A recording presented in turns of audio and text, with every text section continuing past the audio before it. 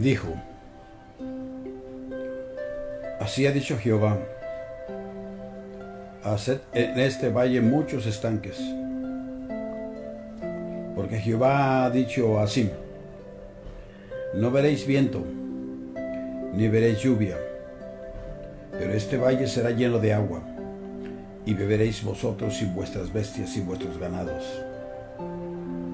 Y esto es cosa ligera en los ojos de Jehová. Entregará también a los moabitas en vuestras manos. Segunda de Reyes, capítulo 3, versículos 16 al 18.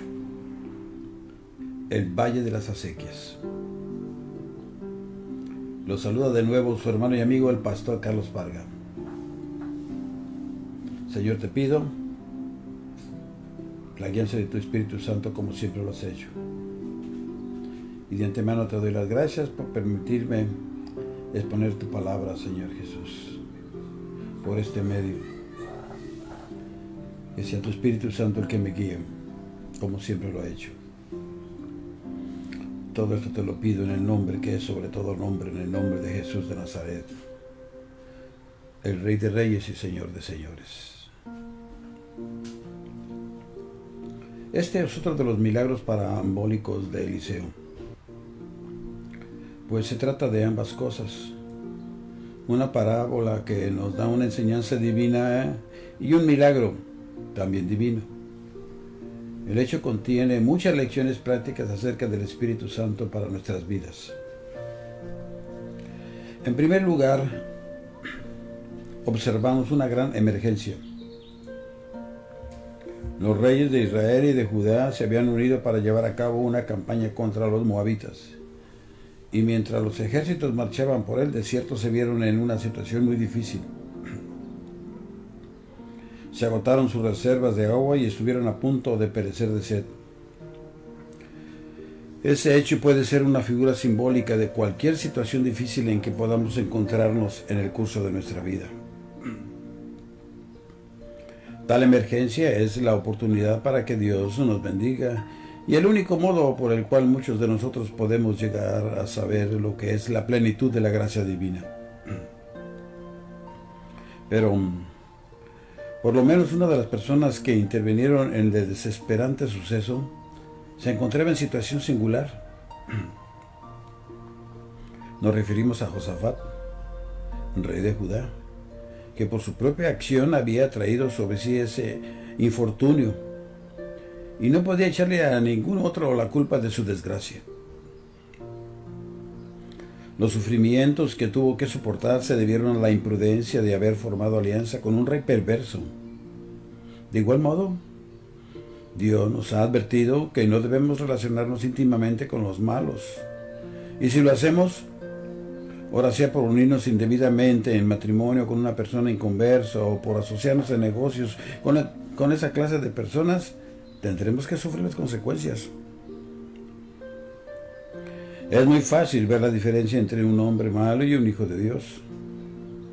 El depravado rey de Israel, al darse cuenta del laberinto en que se había metido, se sumió en desesperación, pero ni siquiera se le ocurrió el acudir a Dios en busca de socorro. Lo que hizo fue dar un grito angustioso, pues lo que dijo fue prácticamente esto: Dios nos ha traído hasta aquí para acabar con nosotros. Así es como los hombres impíos ven las situaciones en que ellos mismos se meten. Josafat, en cambio, procedió de otro modo. Al instante sus pensamientos se tomaron hacia Dios e hizo llamar al siervo del Todopoderoso y dispuesto a oír lo que él dijera.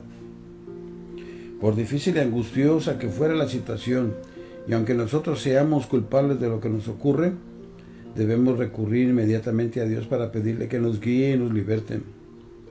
Si así lo hacemos, veremos que nunca será en vano. Josafat mandó llamar inmediatamente al profeta de Jehová. Lo que el rey necesitaba era un profeta. Josafat estaba dispuesto a oír lo que Dios quisiera decirle y a aceptar lo que él dispusiera con tal de verse libre de la dificultad en que se había metido.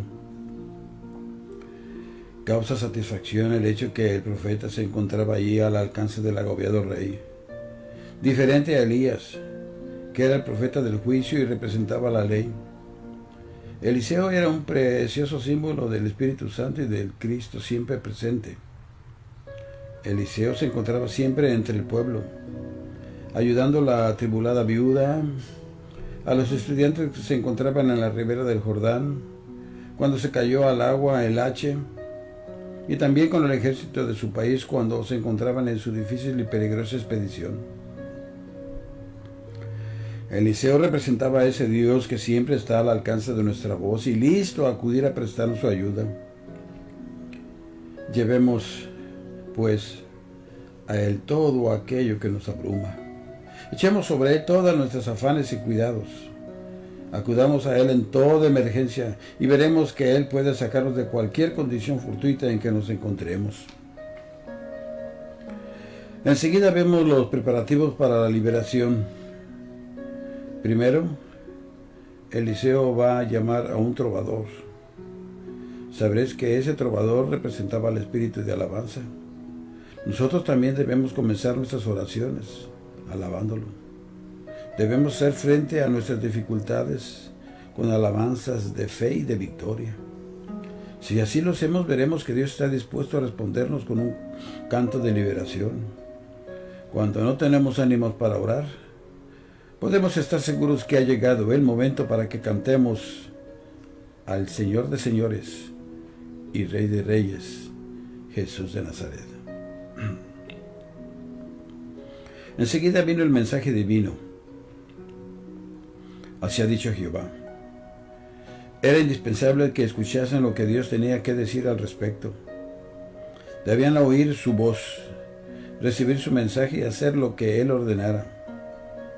Cuando se nos presenta una dificultad, lo primero que hacemos es correr en todas direcciones, solicitar consejos y ayuda de todos aquellos que, según nos parece, podrían dárnoslo. Y por último acudimos al cielo, o sea, al Señor Jesús.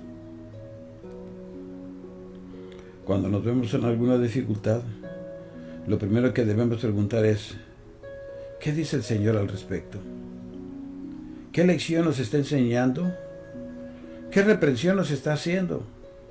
¿Qué medio de escape quiere que tomemos? Dios tiene siempre un camino por el cual puede sacarnos de las dificultades. Y el camino que Él emplea es el único que hay. Después es necesario que hagamos lugar para la bendición que ha de venir. Hay muchos estanques en el valle. Pudo habérsenos ocurrido que el valle ya era suficientemente hondo y que, por lo tanto, no era necesario excavar estanques en él. Pero el valle ya existía y lo que se precisaba era que excavasen los estanques. Puede suceder que necesitemos de Dios y que no tengamos lugar para Él. Los estanques en este caso representan la preparación especial y la apertura de los conductos de la fe para poder recibir las bendiciones. ¿Qué es una acequia? Es una apertura que se hace en la tierra. Las acequias no tienen nada de bonitas ni de ornamentales. Son simplemente espacios abiertos y vacíos, lugares hechos para recibir el agua. ¿De qué modo podemos abrir las acequias para que Dios las llene? Lo que debemos hacer es poner ante Él nuestras necesidades, los fracasos que nos han ocurrido y las grandes aberturas y vacíos que se han producido en nuestras vidas. Presentémosle todo a Dios. Él puede llenar nuestro corazón y nuestra vida, así como llenó las vasijas de la viuda. Se debe pedir la respuesta valiéndose para ello, sencillamente, de la fe. El profeta dijo, no veréis viento ni veréis lluvia, pero este valle será lleno de agua. Aleluya. No se produciría ninguna demostración exterior. El agua vendría sin hacer ruido alguno y sin que nadie se diera cuenta de ello. Esa es la manera como le agrada a Dios darnos sus bendiciones. Y también esa es la manera como la fe ha de recibir siempre sus bendiciones. Pero ese no es el modo que agrada a los que no creen. Lo que estos quisieran ver es el viento y la lluvia, y gran despliegue de circunstancias externas. Solo entonces creerían que las aguas iban a venir. Si no viereis señales y prodigios, no creeréis. Así les dijo en su tiempo el Divino Maestro al público que le seguía, reprendiendo su actitud incrédula. Y lo mismo podríamos decirlo hoy en día. Pero la fe es la certeza de lo que se espera, la convicción de lo que no se ve. Hebreos 11:1. Y ésta se deleita sobremanera al recibir las promesas y al descansar confiadamente en la palabra de aquel que las hace, dejándole que responda cuando él quiera, con la seguridad de ello como si ya fuesen un hecho. ¿Confiaremos nosotros así en Dios y andaremos por la fe y no por lo que vemos? Ahora vamos a ver cómo la respuesta divina no tardó en llegar. Al llegar el día, las acequias habían desaparecido y el valle estaba lleno de agua, en cuya cristalina superficie se reflejaban los rojos cerros de Edom, y los moabitas creyeron que eran charcos de sangre. Lo único que había entrado en el valle era agua, nada más que agua. Eso era todo lo que se necesitaban. El agua era símbolo del Espíritu Santo, y todo lo que necesitamos en nuestras horas de mayor apuro y aflicción es el Espíritu Santo, y gracias a Dios que lo tenemos, porque somos templo donde mora Él. Y dice el escritor de Hebreos que somos la casa de Dios. ¡Qué privilegio! Él será la respuesta a nuestras oraciones, la provisión que necesitamos, el abastecimiento espiritual y todo aquello que concierne a la vida y a la piedad. Observad que cuando el agua invadió el valle, las acequias desaparecieron de la vista. Igual cosa ocurre al descender el Espíritu Santo. Recibimos todo lo que necesitamos y desaparecen hasta el recuerdo de las angustias y dolores que sufrimos. Mientras fijamos la mirada en las acequias y en lo desesperado de nuestra situación, nos seremos llenos de agua. Dios quiere llenarnos de tal modo que ni siquiera recordemos nuestro pecado ni nuestros pesares. Y, como lo expresa tan acertadamente Job, de tu miseria te olvidarás o te acordarás de ella como aguas que pasaron. Job 11:16. Cuando llegó el agua no bastó únicamente para que la gente bebiese, sino que también pudieron beberla el ganado y los demás animales. Lo mismo sucede cuando Dios llena nuestra vida del Espíritu Santo. Se emplea una frase muy notable con respecto a este glorioso milagro de gracia divina. Esto es cosa ligera en los ojos de Jehová. 3:18. Para Dios, esa portentosa bendición no había sido nada extraordinario ni difícil de realizar. Tampoco le es difícil a Él bautizarnos con el Espíritu Santo hasta que tengamos todo lo que necesitamos, de acuerdo, claro, a su perfecta voluntad, y quedemos repletos de su bendición. A menudo, al pensar en dicha bendición, nos imaginamos que es algo que requiere gran esfuerzo de su parte. Miles de cristianos contemplan ese suceso como si fuera algo que se halla muy distante, y consideran que viene a ser algo así como la culminación de la vida. Es todo lo contrario. Para Dios eso es algo muy pequeño, pues esa bendición tiene por objeto ser más bien el principio de nuestra carrera en su servicio que no el fin de ella. El gran objetivo de la venida de Cristo fue que, librados de nuestros enemigos, le sirvamos sin temor, andando en justicia delante de Él, claro. No los últimos días, sino todos los días de nuestra vida. Ella no tiene por objeto prepararnos para el cielo, sino para la vida. Aleluya. Vino después de la liberación que Dios les dio, la bendición más grande aún que tenía reservada para ellos. Esto es cosa ligera en los ojos de Jehová. Entregará también a los moabitas en vuestras manos. Ese fue el gran fin de la campaña y el designio de Dios al librarles del peligro en que estuvieron. Lo que Dios quiso fue que avanzaran y dominasen a sus enemigos. Aleluya. Dios no nos da el Espíritu Santo con el único fin de que tengamos el corazón limpio y que luego vivamos contemplándole y contándole a la gente lo que nos ha acontecido. Lo que Él quiere es que, contando con el poder del Espíritu Santo que mora en nuestros corazones, conquistemos el mundo para Él. Nosotros también tenemos un gran enemigo al cual debemos hacer frente y a la vez un gran deber que cumplir. Se nos envía a que conquistemos al mundo, la carne y el demonio, y para que demos el Evangelio a todos los moradores de la tierra.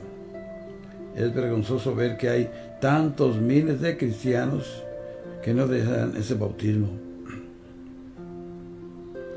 ¿Qué pensaríamos de un hortelano que después de haber pasado 5 años plantando y cultivando un huerto de naranjos y regándolo, podándolo y cultivándolo, se llegara a enterar que deberá esperar un cuarto de siglo antes de poder recoger algún fruto de todo su trabajo? Sin duda, diríamos que no vale la pena hacer inversiones en empresas de esa clase.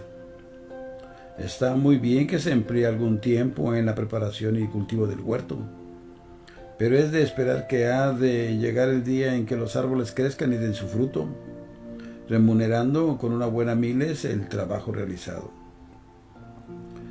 ¿Qué diríamos de un manufacturero que construye una rueda para dar movimiento por medio de la corriente de agua a la maquinaria de su fábrica, y que después de haber invertido dinero en ella dejase que la rueda diese vuelta impulsada por la corriente, sin hacer nada para que pusiera en movimiento la maquinaria de la fábrica? Dios deberá cansarse de vernos siempre en reparación.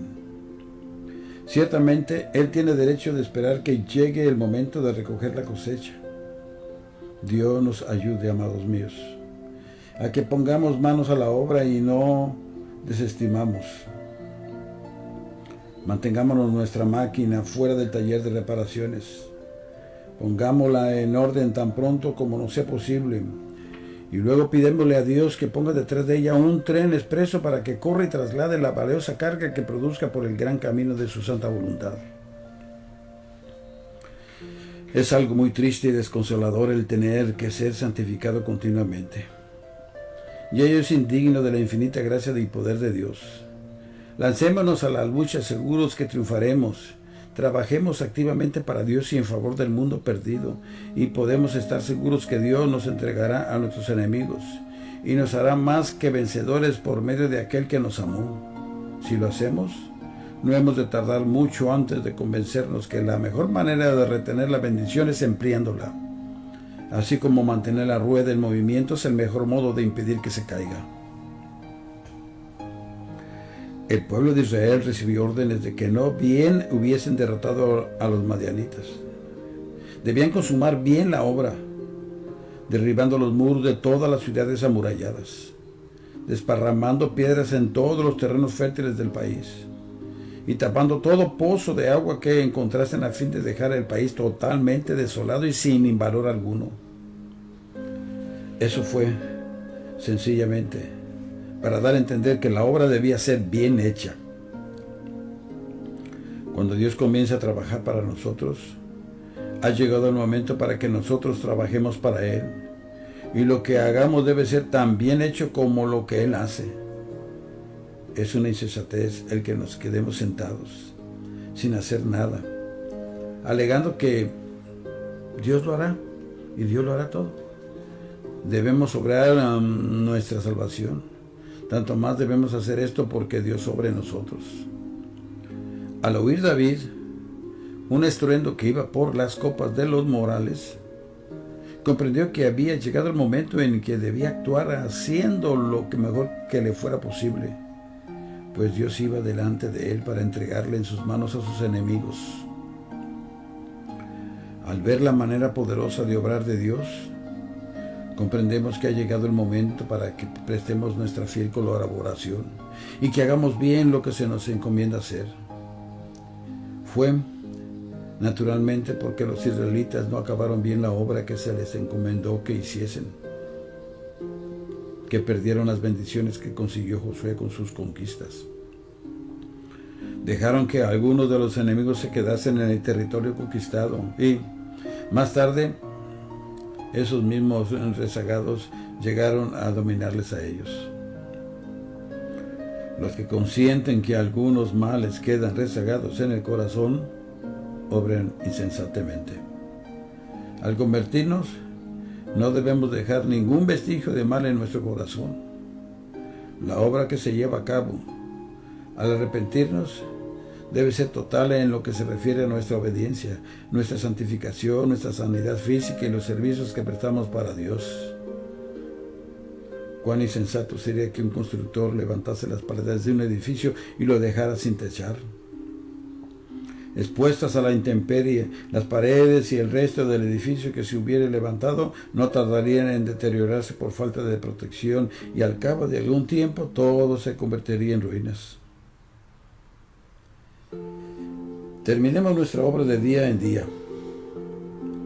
Todo lo que hacemos debemos hacerlo tan bien y tan completo como la métrica, la melodía y la armonía de una pieza de música, sin los cuales elementos la composición carecería de arte y de belleza. Debemos de vivir pues de día en día de tal modo que cuando llegue el fin no nos quede ninguna otra cosa que hacer sino ir a recibir nuestro galardón. ¿Y dónde cree usted que vamos a recibir nuestro galardón? En el tribunal de Cristo. Ahí no es para salvación, ahí no es para maldición, ahí no es para perdición, es para recibir galardones y premios. Decir como dijo nuestro maestro poco antes de partir: Padre, yo te he glorificado en la tierra, que acabado la obra que me dices que hiciese. Juan 17:4. Amados míos, ese es el tiempo en que Dios está obrando poderosamente en el mundo y entre las naciones. Eso debe estimularnos a que nos pongamos en acción y a que colaboremos con Él en sus grandiosos propósitos para preparar el mundo a fin de que estemos listos para el pronto regreso de su Hijo, nuestro bendito Señor y Salvador Jesús de Nazaret, el Rey de Reyes y Señor de Señores, el Shaddai, el Adonai, el Dios Todopoderoso. Se oye un sonido de algo que pasa entre los árboles. El Señor ascendió antes que nosotros. Apurémonos, pues, a fin de apresurar el día de la venida de nuestro Maestro y para que se oiga el grito de victoria alrededor del mundo y entre los ejércitos celestiales. El Señor aparecerá en las nubes y los que estemos con el Señor, lavados con la sangre preciosa de nuestro Señor Jesucristo, seremos arrebatados en un abrir y cerrar de ojos para estar con el Señor por siempre. Aleluya. Porque reina el Señor Dios omnipotente. Así que, mi querido hermano, amigo que estás escuchando, confiemos como si todo dependiese de Dios, pero trabajemos como si todo dependiese de nosotros. Alabado sea el nombre del Señor. Y yo sigo dando de la honra y la gloria al Dios Todopoderoso. ¿Y sabe usted por qué? Porque para mí es un privilegio que el Señor me dé la oportunidad para exponer su palabra por este medio. Y yo le doy gracias a Dios también por usted que está escuchando este mensaje. Y yo le pido, en el amor del Señor, que lo compartan. Comparte este mensaje. ¿Y sabe usted para qué? Solamente para la honra y gloria de Dios, no para que me conozcan, eso es lo de menos. ¿Para qué? Para que el Evangelio siga difundiéndose por las plataformas de las redes, ya sea por el Facebook o el YouTube, etcétera. Y mire, así estará colaborando para que más personas escuchen de la palabra de Dios y lleguen a los pies de nuestro Señor Jesucristo. Y usted con este fin, con este propósito, también recibirá galardón, no se crea. Pero eso sí, yo le pido, le sigo pidiendo sus oraciones para su servidor, para seguir exponiendo la palabra del Señor. Así es que me despido, deseándoles que el Señor los siga guardando y protegiendo. Que Dios me los siga bendiciendo. Amén.